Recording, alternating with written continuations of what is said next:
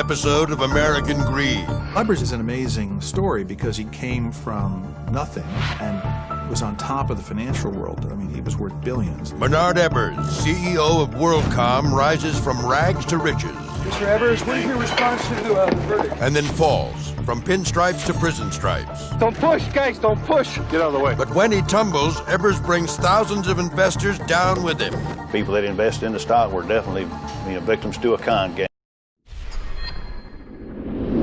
How did WorldCom become the biggest accounting scandal in the world?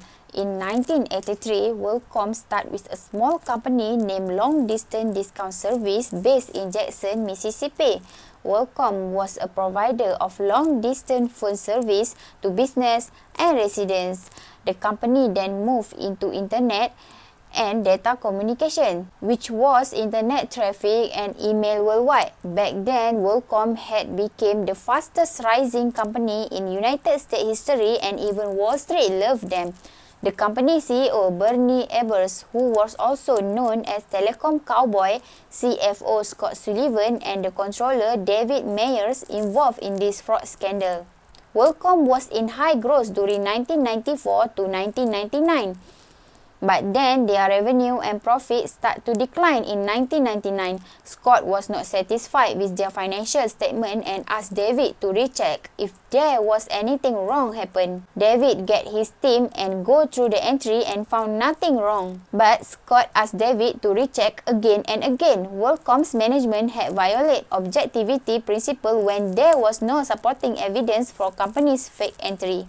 As we all know, assets supposed to be expenditure to create future economic benefit, but they violate them by capitalized expenses, meaning that they turning expenses into asset.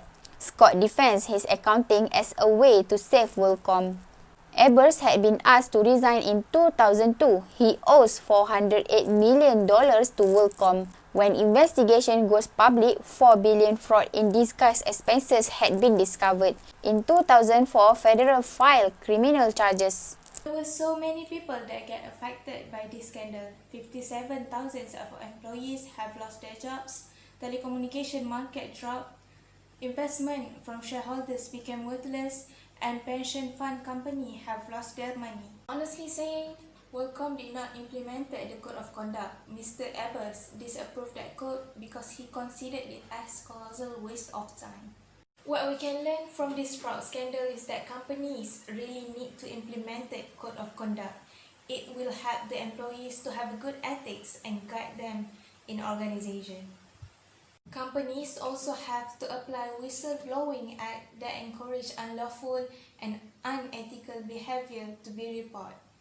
Consider to run anti-fraud awareness on fraud prevention to all the employees to be aware and know diligently their roles, responsibility, and limitation in the organization.